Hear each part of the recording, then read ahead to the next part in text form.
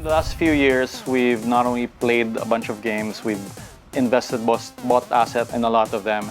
And we thought that main disconnect was that a lot of the games were not trying to serve the main audience of crypto, which is the degen. Right. So the degen is the guy who's maybe minting NFTs, trading meme coins, doing perps. So we created this term casual degen as our persona for the games that we're making. The casual degen is not someone who's probably going to play a game for 100 hours, but they might want to play a game with some degen elements while they're trading NFTs or like flipping meme coins. You've reached Toby and Brent. We'll get back to you. Gabby, thanks for coming on, man. Joining us in Bali, a horrible place to spend a week, right? It's terrible. Yeah, it is. Yeah, weather's great, villa's great, good vibes all around, man. But obviously, you've been in the industry for a long time. I would be surprised if anyone doesn't know you. But please give a kind of brief intro, and yeah, man, excited to kind of dig in after that. Yeah, so my journey started in the game industry. I've been making games for a little bit over 20 years out of the Philippines. In 2014, I had a mobile game studio making casual games for iOS and Android phones. I was always wondering what would be the next thing that would disrupt the industry. So that led me to crypto in 2017. So it was actually Ethereum and smart contracts that got me really excited about games, because we've always created economies inside virtual worlds in games, and I thought if we could program economies that had real world value, then that would be amazing. Later that year, CryptoKitties came out, broke Ethereum, and popularized the NFT. And then the year after, Axie Infinity came out and really kind of started the whole blockchain gaming revolution. So that was kind of my journey into crypto and into starting YGG. Yeah. And I mean, since then, we just had Pudgy on not too long ago, and obviously they built a big community. You've also built a big community, around the world. How has kind of community been a big driver for you guys, and also with some of the changes now and where you guys see YGG moving forward, how that kind of incorporates with your community? Yeah, so it's now been almost exactly 5 years since we started YGG. At first, we got popular in 2020 and 2021, organizing communities around gaming guilds, first for Axie and then a lot of other games. We've created a platform that allowed Web3 gamers to discover different kinds of games. And the latest thing we've done this year is that we've created our own Web3 native game publisher called YGG Play. So the first game, LOLland, just released 3 months ago in May. And we did a big partnership with Pudgy guys then. And yeah, we're doing it again here in Bali. Yeah. Yeah, and it's crazy because in 3 months, you guys have accomplished a lot, right? And Toby and I, we've had, Sandbox on, Animoca, and obviously gaming, right? I would say in the Web3 industry, it's there was a big hype and then a big crash. And then it's okay, how does what Web3 games can actually make it and eventually get into the Web2 masses? And so in 3 months, I think you guys have probably accomplished more than probably 99 or 99. We're profitable, which is an accomplishment. Yeah. Profitable in gaming. Web3 is how's that even possible? Yeah. And so just kind of talk about that. I mean, again, obviously there's a lot of prep to, the launch and everything, but how did you guys kind of do that? And how was your community a big part of that as well? Played a bunch of games. We've invested, bought assets in a lot of them. And we thought that the main disconnect was that a lot of the games were not trying to serve the main audience of crypto, which is the degen. Right, so the degen is the guy who's maybe minting NFTs, trading meme coins, doing perps. So we created this term casual degen as our persona for the games that we're making. The casual degen is not someone who's probably going to play a game for 100 hours, but they might want to play a game with some degen elements while they're trading NFTs or like flipping meme coins. So that was the thesis we had in mind around the casual degen. We created LOLland. We created a brand new studio of our own for it. And it took us just a little bit under a year to create the game. And yeah, launch it last May. And immediately with the partnership, with the launch party we did from Pudgy, we saw that it was a success. And we were hitting communities that were, for example, like Pudgy is a big NFT community, not necessarily a gaming community, but a lot of them really enjoyed playing the game. Yeah. Yeah, and there's a lot of overlap. I'm very interested because we just were talking at the lunch that we had, right? A little bit about the user base, the user spend, and there's some impressive numbers that have come up. We launched the game on Abstract, and interestingly, so the game has last 30 days has made a little bit over $1 million. Our average revenue per paying user is over $600, and our largest whale for a 3-month game has already spent $60,000 in the game. That is impressive. That is crazy. What's the strategy moving forward? I mean, now obviously you have Lowland. Is there any other titles coming out, or like you want to focus on this one? What's sort of coming up in the next? So recently we unveiled the YGG Play branding and logo. So YGG Play is the name of our Web3 native game publisher. And its first game is our own game, Lowland, but we're actually going to release a slate of games with other third-party developers. So we're actually going to be unveiling the next game that we're launching very soon, right before KBW. Amazing. So in a few weeks. Anything you can share, or is it all confidential? You'll learn in a couple of weeks. Stay tuned. Yeah.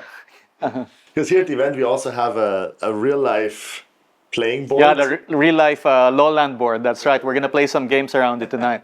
But like moving forward, what do you think really changed for you personally? I mean, you started with the YGG angle, right? On running communities, the whole guild angle that came out that was very, very popular. And now kind of going more to like the actual game publishing piece, which kind of is back to your roots. That's right, yeah. So coming back to my roots, and the stuff that we build around the community is great. What we've realized in the last few years is that has to be married to a very strong business so that you can keep on feeding opportunities to your community. So it's hard for a community itself to persist if there's not a lot of opportunities for them to to show what they can do, to do more work. So for example, we work with a lot of content creators, and right now, because our game is doing well, we can actually pay a lot of these Web3 native creators to help market the game, and that's been really great for our community overall. And why did you guys choose Abstract and not any other chain out? Yeah, so a big part of it was actually Aaron and Cheryl. When we had our first meeting, we had the idea of licensing the community Pudgies for our game.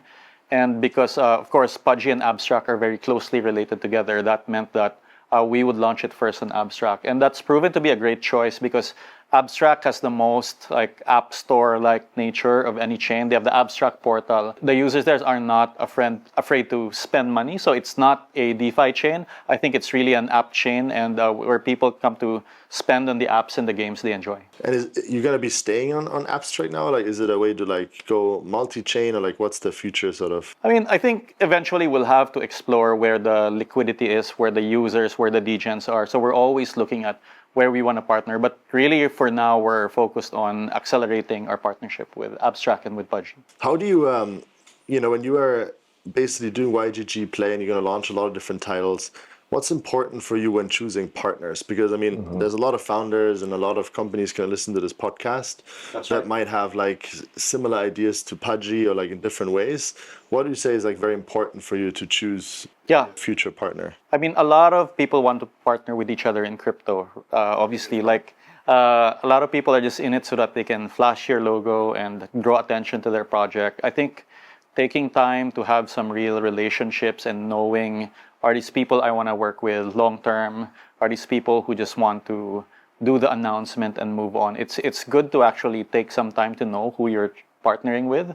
And even though there's a lot of people who are in it with short-term goals, I think, there's enough people you can partner with that you can work with for years and years. It's a very good point. Most of the partnerships in Web3 is just an announcement. That's right, pretty much. You partner with 50 companies. Okay, so what happened? Nothing really, but we're working on it, right? It's like this whole idea, and I think that's also a challenge for crypto in general, right? Like you don't know what's real, right? What's fake, and a lot of stuff is just for the short-term hype rather than just like. Yeah, so your reputation is very important. Other people's reputations are very important, and you just can't jump to like who's hot at the moment, right? I want to go take a couple minutes just to go back, right? Because you have a crazy background, and especially when YGG happened, and then, so the gaming bear happened, and everybody was like, oh, it's not working, it's not sustainable, right? All these different things. How was that time for you, where you were like, I'm done, I'm going to leave this industry, I'm going to focus on what I do best, which is game development, or like, was it always clear, like, no, there is something, it's just a matter of time? My conviction never really wavered, because I remember 2018 and 19 in that nobody really thought that crypto games was a thing at all. Like, there were very few of us who believed, and people just started believing after Axie and YGG were popular. Play to Earn was popular in 21, and that led to a lot of funding, a lot of studios being opened, a lot of, I would say, mercenary projects and mercenary capital. And now a lot of those have been washed away. So even with how hard the last bear market has become, like, it was actually nowhere compared to like the last cycle for us. Yeah, so where we didn't know if it would exist at all. And then pandemic happened, Axie happened, YGG happened, that we knew it would be a thing. It wasn't easy, but conviction never wavered. How do you sort of explain this to investors, community? You know, there's a lot of stakeholders involved that might not think like you, right? They might not have as much conviction. 3-4 years ago, everybody believed in games. Right now, a lot fewer people believe in games, but a lot of the narratives in crypto are very cyclical. I think at the end of the day, we have a project that has users, that has revenue, that has profit. We've even done a buyback of the profits that we've made of the game. It's our statement of showing that this is real. And you want to do it long term. That's right, for the long term. And I think also your holders and your community is going to be thankful, right? Because at the end of the day, it's not like, oh, we're going to take this money in our pocket. Yeah. It's like, no, we want to make sure that everything is, you know, for the best interest of the community. Yeah, absolutely. I think that's what you guys do really well, as well as also Pudgy.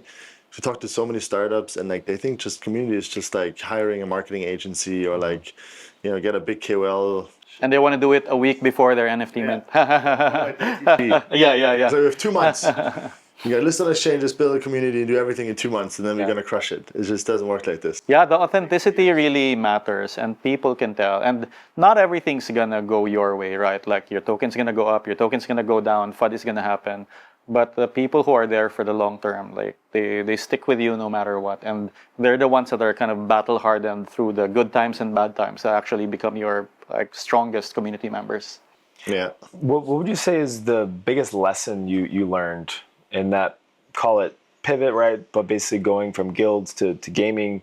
What's like the kind of like nugget you took from like that whole experience? Because obviously people see now, it's like, oh, it's so successful, but it's been years in the making, and the transformation, and like any company, even when Toby and I started this, we start focusing on one thing, and you see something else taking off, and you kind of reorganize. And so what would you say is like some of the lessons you learned?